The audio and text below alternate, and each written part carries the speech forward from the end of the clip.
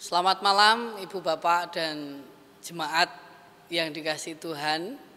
Kembali lagi hari ini kita akan melaksanakan pemahaman Alkitab secara daring.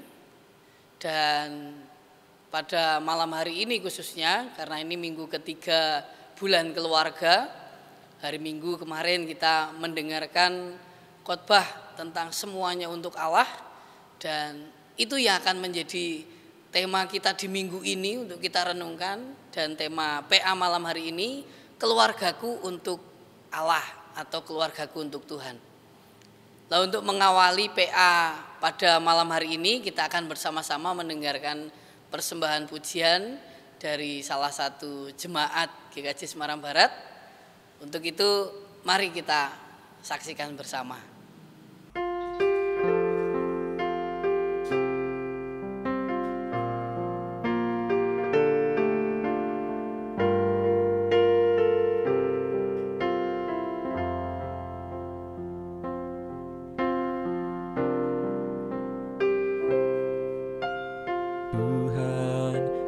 Menyenangkan-Mu, Tuhan, bentuklah hati ini jadi bejana untuk hormat-Mu, cemerlang bagai emas murni. Ku serahkan hatiku, semua ku berikan padamu. Kuduskan hingga tulus selalu, agar aku menyenangkan-Mu,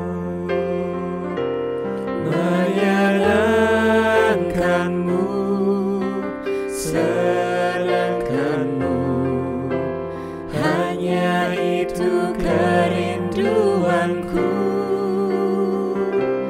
menyenangkan-Mu, senangkan hatimu, hanya itu kerinduanku.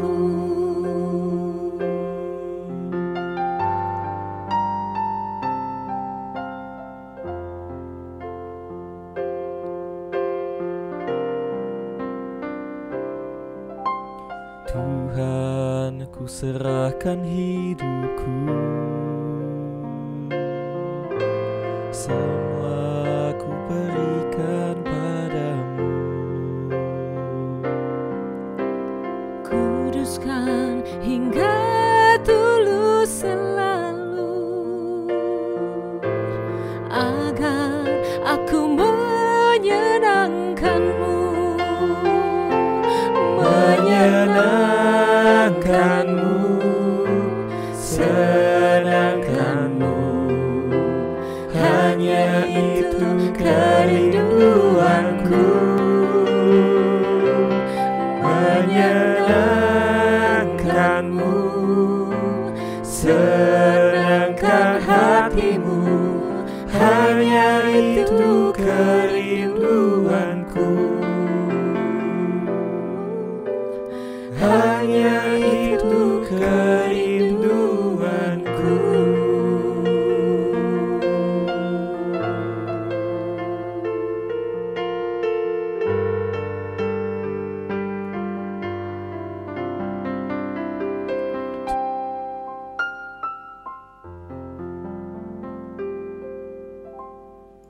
Baik jemaat yang dikasihi Tuhan, mari kita bersama-sama berdoa terlebih dahulu sebelum kita merenungkan firman Tuhan. Mari kita berdoa. Ya Tuhan, Allah kami yang Maha Kudus, kami mengucap syukur karena Engkau senantiasa memberkati dan menyertai hidup kami. Terlebih pada kesempatan malam hari ini, Engkau memberi kesempatan bagi kami untuk merenungkan sabda Tuhan, merefleksikan kehidupan keluarga kami masing-masing. Walaupun kami laksanakan secara online, namun kiranya Engkau tetap menyertai kami, memberkati kami, sehingga kami pun bisa belajar sesuatu untuk kami wujudkan dalam hidup kami dalam keluarga masing-masing. Terima kasih ya Tuhan, di dalam nama Yesus kami siap untuk menerima firman Tuhan. Amin. Baik jemaat yang dikasihi Tuhan, sekali lagi tema untuk PA malam hari ini adalah keluargaku untuk Tuhan atau keluargaku untuk Allah. Pertama-tama kita akan coba merenungkan sejenak. Manusia hidup, terutama orang Kristen, orang percaya, hidup di dunia itu bukan tanpa alasan, bukan tanpa sebab, dan bukan juga tanpa tujuan. Manusia hidup, terutama orang percaya, ada di dunia ini bukan tanpa alasan, bukan tanpa tujuan, melainkan ada tugas dan peran yang harus dikerjakan. Ini perlu kita catat baik-baik. Jadi kita semua ini ada di dunia bukan tanpa alasan Bapak Ibu, tetapi ada tugas, ada peran yang harus kita kerjakan setiap hari. Bahkan saya ingat ada salah seorang pendeta waktu menyampaikan khotbah di persekutuan doa persiapan pernikahan kalau tidak salah, namanya Pak Pendeta Bambang Siswanto. Ia mengatakan keluarga Kristen itu membawa misi Allah. Keluarga Kristen itu ketika sudah diberkati tidak main-main dan sebagainya. Artinya bahwa memang panggilan hidup orang percaya, apalagi keluarga orang percaya ya tidak sembarangan. Lah kalau panggilannya saja tidak sembarangan, tentu menjalankannya juga tidak sembarangan. Itu berarti ya memang manusia, orang Kristen, keluarga Kristen ada di dunia bukan tanpa alasan. Tetapi ada tugas, ada peran yang harus dikerjakan. Lah perannya apa? Kita akan belajar dari 1 Petrus pasal 2 ayat 1 sampai ayat 10. 1 Petrus pasal 2 ayat 1 sampai 10. Demikian. Karena itu buanglah segala kejahatan, segala tipu muslihat, dan segala macam kemunafikan, kedengkian dan fitnah. Dan jadilah sama seperti bayi yang baru lahir, yang selalu ingin akan air susu yang murni dan yang rohani, supaya olehnya kamu bertumbuh dan beroleh keselamatan. Jika kamu benar-benar telah mengecap kebaikan Tuhan, dan datanglah kepadanya batu yang hidup itu, yang memang dibuang oleh manusia, tetapi yang dipilih dan dihormat di hadapan Allah. Dan biarlah kamu juga dipergunakan sebagai batu hidup untuk pembangunan suatu rumah rohani bagi suatu imamat kudus, untuk mempersembahkan persembahan rohani yang karena Yesus Kristus berkenan kepada Allah. Sebab ada tertulis dalam kitab suci, sesungguhnya aku meletakkan di Sion sebuah batu yang terpilih, sebuah batu penjuru yang mahal, dan siapa yang percaya kepadanya tidak akan dipermalukan. Karena itu bagi kamu yang percaya, ia mahal. Tetapi bagi mereka yang tidak percaya, batu yang telah dibuang oleh tukang-tukang bangunan telah menjadi batu penjuru, juga telah menjadi batu sentuhan dan suatu batu sandungan. Mereka tersandung padanya karena mereka tidak taat kepada firman Allah, dan untuk itu mereka juga telah disediakan. Tetapi kamulah bangsa yang terpilih, imamat yang rajani, bangsa yang kudus, umat kepunyaan Allah sendiri, supaya kamu memberitakan perbuatan-perbuatan yang besar dari Dia yang telah memanggil kamu keluar dari kegelapan kepada terangnya yang ajaib. Kamu yang dahulu bukan umat Allah, tetapi sekarang telah menjadi umat-Nya, yang dahulu tidak dikasihani, tetapi yang sekarang telah beroleh belas kasihan. Demikian Bapak Ibu bacaan untuk PA malam hari ini dari 1 Petrus 2 ayat 1 sampai 10. Secara singkat, secara sederhana, bahkan kita bisa melihat dalam 1 Petrus 1 ayat 1, di situ ada keterangan bahwa teks ini, surat Petrus ini disampaikan kepada para pendatang. Surat kepada para pendatang. Nah, karena kepada para pendatang maka sifatnya ada 3. Yang pertama adalah memberitahu dan mengingatkan. Ya, namanya juga pendatang, perlu untuk diberitahu, perlu untuk diingatkan. Yang kedua adalah menasehati. Jadi setelah diberitahu, diingatkan tentang sesuatu, lalu dinasehati supaya ini, jangan ini dan sebagainya. Dan yang ketiga adalah meluruskan motivasi hidup. Dan perlu kita ketahui juga, mereka pendatang itu tidak semuanya langsung sudah pada mengerti tentang Kristus gitu. Tetapi ya ini disampaikan kepada mereka, sifatnya memberitahu dan mengingatkan, menasehati dan meluruskan motivasi hidup mereka sebagai umat Allah. Kita akan coba gali satu persatu. Memberitahu dan mengingatkan. Apa yang diberitahukan kepada para pendatang ini? Apa yang diingatkan kepada para pendatang ini? Yang diberitahukan kepada para pendatang ini adalah tentang adeknya mereka, adeknya hidup mereka. Orang percaya adalah orang yang dipilih atas anugerah Allah. Nah, jadi mereka diberitahu kalau mereka percaya kepada Kristus itu bukan karena merekanya hebat, merekanya pintar dan lain sebagainya. Tetapi semata-mata itu hanya karena dipilih oleh Allah, ditentukan oleh Allah, oleh anugerah Allah, kebaikan Allah. Maka dari sini juga kita bisa belajar tentang bahwa di dalam Allah itu tidak ada harga diri.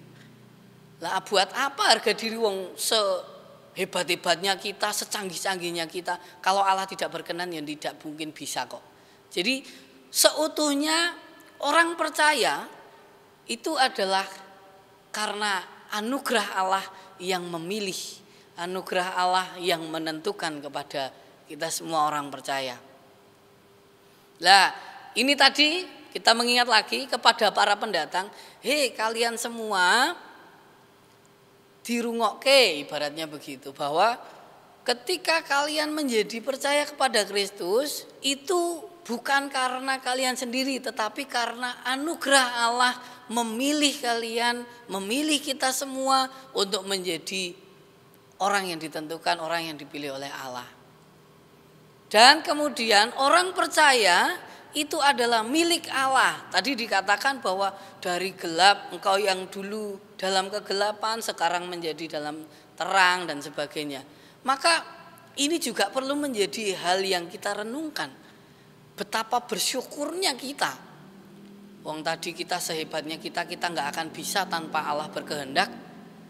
Dan kita tahu dalam firman hari ini Allah berkehendak menentukan, memilih kita untuk menjadi kepunyaannya oleh karena anugerah Tuhan. Lah ini juga ketika kita lihat dalam apa istilahnya, dalam kehidupan berkeluarga hampir mirip. 2 orang, laki-laki dan perempuan, orang asing, sama-sama pendatang katakanlah begitu. Lalu kemudian oleh karena berkat Tuhan mereka dipersatukan, lah sekarang sudah menjadi satu. Menjadi satu, menjadi milik Allah. Nah demikian pula kita yang dulu pendatang, dulu orang asing, lalu kemudian Allah memilih kita, menentukan kita untuk menjadi orang yang percaya kepadanya. Ya sekarang kita bukan lagi untuk diri kita sendiri, tetapi kita adalah milik Allah. Nah ini hal yang diingatkan oleh Petrus ini kepada para pendatang pada waktu itu. Jadi diingatkan tentang adeknya hidup orang percaya itu adalah milik Allah dan oleh karena anugerah Allah. Jadi bukan karena kehebatannya sendiri. Ini yang pertama. Yang kedua tadi adalah sifatnya menasehati. Kalau sudah diingatkan, sudah diberitahu tentang adeknya hidup, lalu kemudian diberi nasihat. Apa nasihatnya? Tadi dikatakan di ayat-ayat awal. Buanglah segala kejahatan. Kita sudah menjadi milik Allah kok. seluruh tindakan kehidupannya, buanglah segala kejahatan, tipu muslihat, kemunafikan, dengki dan fitnah. Ibu bapak dan saudara yang dikasihi Tuhan, hal ini kan sebetulnya sesuatu yang sudah sangat cetha tidak baik. Tetapi kenapa kok hal ini masih terus disampaikan sebagai nasihat? Karena begini Bapak Ibu, meski kita itu sudah hidup di dalam keluarga yang bahkan sudah bertahun-tahun dalam keluarganya masing-masing, tetapi potensi untuk terjadi hal-hal yang seperti itu tuh masih sangat terjadi, masih sangat mungkin. Tidak jarang dalam kehidupan keluarga, termasuk keluarga orang percaya, masih ada kejahatan-kejahatan. Tindakan-tindakan KDRT masih ada sampai sekarang. Tipu muslihat, ngapusi pasangannya dan sebagainya. Itu masih sangat mungkin terjadi. Karena walaupun hal-hal ini sudah cetha hal-hal yang tidak baik, tapi pada dasarnya manusia itu pasti juga punya potensi untuk melakukan kesalahan ke sana. Kemunafikan, pura-pura dan sebagainya. Bahkan memfitnah, mulai tidak percaya dan sebagainya. Lah ini disampaikan sebagai nasihat.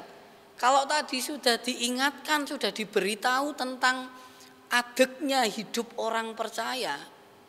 Lah sekarang sebagai orang percaya, buanglah segala kejahatan, buanglah segala tipu muslihat, buanglah kemunafikan, buanglah dengki dan fitnah. Kenapa ini harus terus diingatkan? Karena potensi untuk terjadi ini tuh masih ada. Dilanjutkan lagi dalam ayat berikutnya. Tetapi atau melainkan jadilah seperti bayi yang baru lahir yang merindukan air susu murni dan rohani. Lalu kemudian lagi agar bertumbuh. Nah ini seringkali rada disepelekke. Loh aneh-aneh. Mosok dinasihati untuk menjadi seperti bayi yang baru lahir. Kan ora iso ngopo-ngopo. Ada poin yang perlu kita renungkan, mengapa kok justru ini juga menjadi bagian dari nasihatnya Petrus kepada para pendatang ini, yaitu bahwa meskipun ketoke mudah, tetapi tidak semua keluarga mampu mewujudkan itu.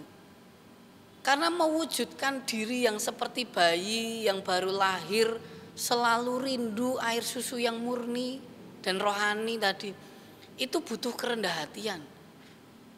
Anggota keluarga, bahkan yang sudah usia pernikahannya tua pun, tidak semuanya sudah berhasil hidup dalam kerendah hatian. Maka ini pun juga menjadi hal yang sangat ditekankan sebagai nasihat kepada orang-orang ini. Kalau sekarang kamu menyediakan diri menjadi orang percaya, tadi adeknya itu tadi, ya yang diupayakan ini menjadi seperti bayi yang baru lahir yang rindu air susu murni dan rohani. Artinya hiduplah dalam kerendah hatian dalam hidup berkeluarga. Dari masing-masing anggota keluarga itu saling rendah hati. Tidak mengedepankan harga diri. Lu, aku kan wong tuane, kamu kan anake, kamu harus manut, harus tunduk dan sebagainya. Pada prinsipnya adalah saling rendah hati, saling menjalankan adeknya masing-masing. Saling rendah hati, saling menjalankan tadi, ada buanglah kejahatan, semuanya itu dilakukan oleh seluruh anggota keluarga. Dan ada lagi tentang bertumbuh, supaya engkau bertumbuh dan sebagainya. Tentang bertumbuh ini menurut saya perlu untuk terus-menerus kita catat, kita ingat, kita wujudkan. Karena bertumbuh ini ya sama halnya dengan tadi, butuh kerendah hatian, butuh kemauan untuk belajar dari anggota keluarga yang lain. Bukan berarti ketika ini orang tuanya, contoh orang tuanya guru SMP, anaknya sudah S3, terus anaknya nggak mau belajar lagi dari orang tua. Ya bukan begitu. Kalau seperti itu, saya yakin tidak akan bisa bertumbuh, terutama secara kerohanian, secara iman, spiritualitas. Butuh kerendah hatian, kemauan untuk bertumbuh, untuk belajar dari masing-masing anggota. Karena saya yakin setiap orang pasti ada hal yang bisa kita pelajari dari sisi kebaikannya. Setiap orang punya potensi untuk kebaikan. Maka sekali lagi ini yang menjadi bagian dari sifat menasehati. Hal yang kelihatannya mudah, kelihatannya wah koyone ra mungkin dan sebagainya. Tetapi justru inilah hal-hal yang harus ditekankan sebagai nasihat bagi kita semua, tidak hanya bagi para pendatang waktu itu, tetapi bagi kita semua yang dulu kita pendatang, sekarang kita menjadi anggota keluarga Allah, anggota di dalam keluarga kita, di mana keluarga kita juga anggota keluarga Allah. Nah itu yang kedua. Yang ketiga tadi meluruskan motivasi. Apa yang dimaksud dari meluruskan motivasi? Dikatakan tadi di ayat 9 kalau tidak salah. Setiap orang percaya kamu adalah bangsa yang terpilih, imamat rajani dan seterusnya. Ada tugas, ada panggilan untuk memberitakan perbuatan-perbuatan besar dan mulia dari Dia. Sekali lagi, memberitakan perbuatan-perbuatan besar dan mulia dari Dia. Dia di sini adalah dari Kristus yang disebut batu penjuru itu. Maka kalau tadi kita sudah diberitahu tentang adeknya, kita sudah diberi nasihat.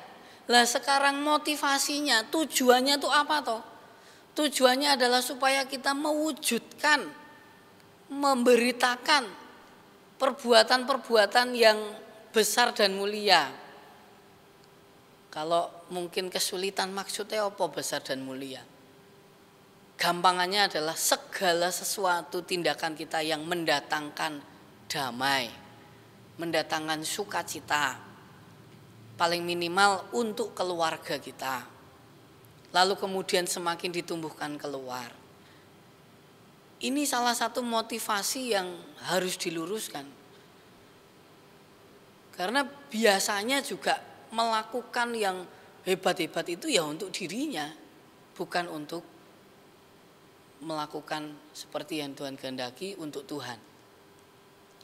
Dan kemudian mewujudkan perubahan menuju kepada kebaikan.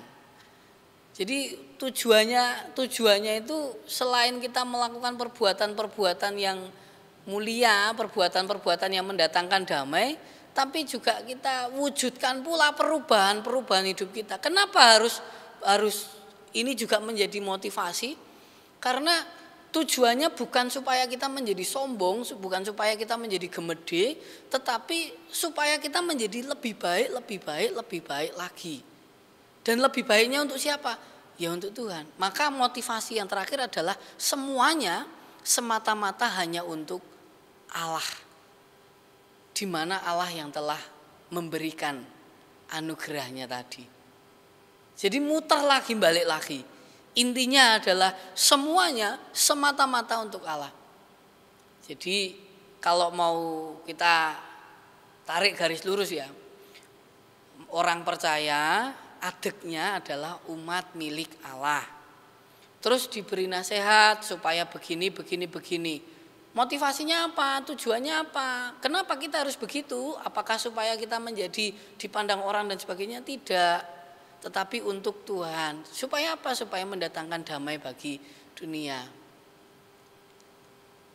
Nah karena setelah kita menjadi anggota keluarga Allah, setelah kita juga berkumpul di dalam keluarga kita masing-masing, sudah menjadi satu keluarga, maka tidak ada lagi kata-kata kamu pendatang, tidak ada lagi kamu orang asing, tidak.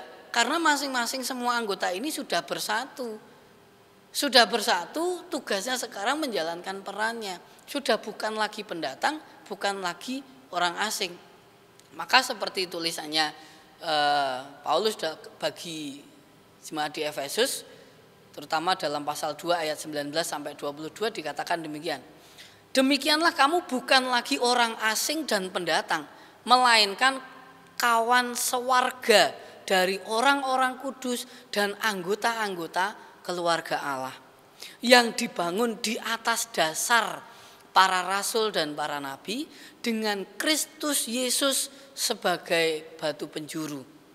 Di dalam Dia tumbuh seluruh bangunan rapih tersusun menjadi bait Allah yang kudus di dalam Tuhan. Di dalam Dia kamu juga turut dibangunkan menjadi tempat kediaman Allah di dalam Roh. Maka jemaat yang dikasihi Tuhan, sebagai penerapan dan juga bisa kita katakan sebagai kesimpulan selama masa bulan keluarga ini, khususnya ketika kita merenungkan tema minggu ketiga ini, keluarga bagi Allah, maka yang pertama mari coba kita setiap keluarga, saya persilahkan nanti setelah PA bisa dilanjutkan dengan sharing keluarga, coba kita merefleksikan lagi bagaimana relasi kehidupan keluarga selama ini. Apakah aku sebagai anak itu sudah rendah hati, sudah ada kemauan untuk terus-menerus bertumbuh, belajar dari orang tua, belajar dari kakak, belajar dari adik sekalipun. Apakah aku sebagai orang tua juga sudah rendah hati terhadap anak-anak? Apakah aku sebagai suami, sebagai istri, sebagai kakek nenek sudah belajar untuk senantiasa rendah hati dan sebagainya? Ini kita refleksikan, mungkin nanti bisa di-sharingkan di keluarga masing-masing bagaimana selama ini. Cukup bagaimana selama ini dulu. Ya tentunya bukan untuk mencari saiki kebaca toh sing senengane menangi dhewe sapa, bukan untuk itu. Merefleksikan tentang relasi selama ini bukan untuk mencari siapa yang salah, siapa yang benar, tetapi untuk bersama-sama menyadari bahwa keberadaan masing-masing anggota keluarga sebagai pilihan Tuhan itu harus menjalankan tugas dan perannya dengan baik untuk Tuhan. Jadi kalau suami melayani istri itu juga melayani Tuhan. Sebaliknya juga demikian. Anak-anak melayani orang tua itu juga melayani Tuhan. Orang tua melayani anak itu juga melayani Tuhan. Tujuannya di situ. Jadi kalau nanti saya sangat berharap bisa dilanjutkan dengan sharing keluarga untuk semakin mempererat relasi keluarga, dilanjutkan dengan masing-masing bisa saling cerita, berbagi keluh kesah atau mungkin pergumulan yang dihadapi. Ujung-ujungnya bukan untuk saling menyalahkan, tetapi untuk saling menyadari bahwa aku ki adeke hidupku ini tadi, aku adalah orang yang sudah ditentukan oleh Allah karena anugerah Tuhan. Bukan karena saya yang pintar, saya yang hebat, bukan, tapi semata-mata karena anugerah Tuhan. Lah sekarang panggilan saya adalah menjalankan perannya saya. Lah saya anak itu harusnya kayak gimana? Yang pasti adalah kita menjalankan nasihat-nasihat tadi sesuai dengan yang disampaikan Petrus kepada para pendatang pada waktu itu dan juga tentunya kepada kita semua. Nah, kalau kita sudah menyadari di dalam kita sudah menyadari keberadaan kita sebagai umat pilihan Allah tadi, maka kita menjalankan tugas dan perannya itu untuk Allah, bukan untuk kesombongan kita. Nah, setelah itu barulah bersama-sama di dalam keluarga kita buat satu pemahaman yang sama, satu pemahaman untuk disepakati bersama bahwa sebagai keutuhan keluarga.